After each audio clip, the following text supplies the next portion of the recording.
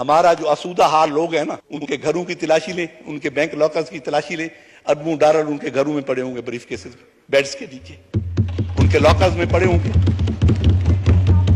وہ کیوں نہیں نکالتے؟ بند کریں گاڑیاں امپورٹ کرنی، ٹرانسپورٹ لائیں، آپ پبلک ٹرانسپورٹ کو سٹرونگ کریں۔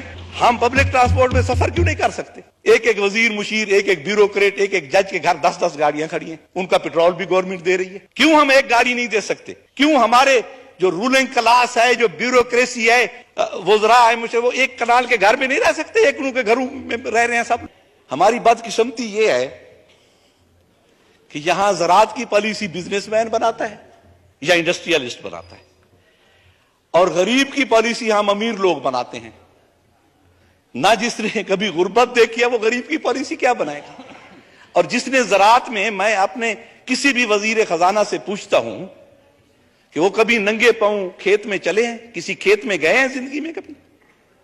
جس طرح ذہن کو زنجیر سے ڈر لگتا ہے، پیر و مرشد ہمیں ہر پیر سے ڈر لگتا ہے، اور مکتبہ فکر کی بہتات جہاں ہوتی ہے، ترجمہ ٹھیک ہے تفسیر سے ڈر لگتا ہے۔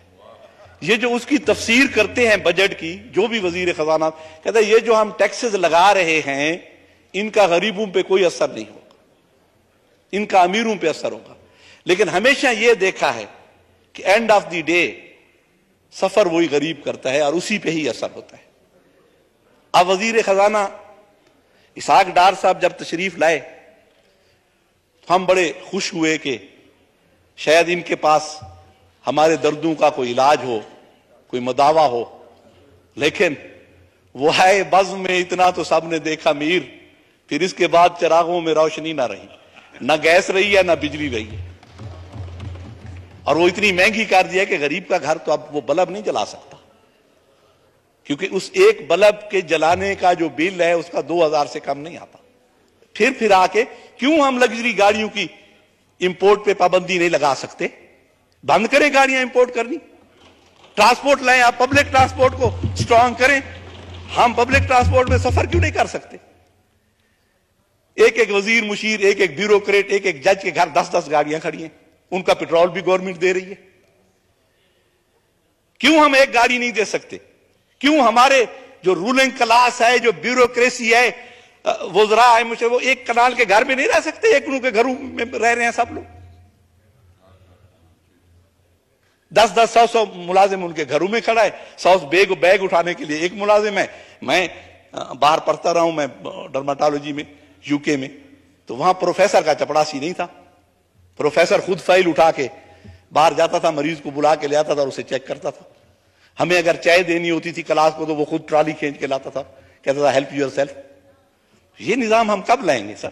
یہاں تو وہی جو انگریز آئے تھے، یہاں ہم ان کے غلام تھے، وہی نظام چل رہا ہے اور ہم غلامی میں جکڑے ہوئے ہیں۔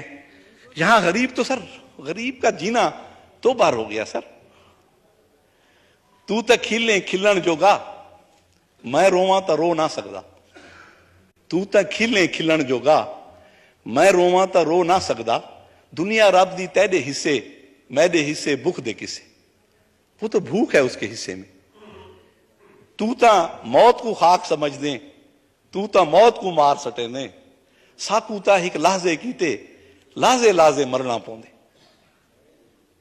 اور این نگری وچ کوئی نہ آوے، نہ کوئی اتھا دیرا لاوے۔ این نگری وچ کوئی نہ آوے، نہ کوئی اتھا دیرا لاوے، اتھا تا کوئی ایجھاں ڈوکھے، چھی کو بھی درب چڑھنا پوندے۔ سر یہاں تو غریب کی ہم صرف بات ہی کرتے ہیں۔ سر آپ آئی ایم ایف کے پاس نہ جائیں، آپ ہمارا جو آسودہ حال لوگ ہیں نا، ان کے گھروں کی تلاشی لیں، ان کے بینک لاکرز کی تلاشی لیں، اربوں ڈالر ان کے گھروں میں پڑے ہوں گے، بریف کیسز بیڈز کے نیچے ان کے لاکرز میں پڑے ہوں گے، وہ کیوں نہیں نکالتے؟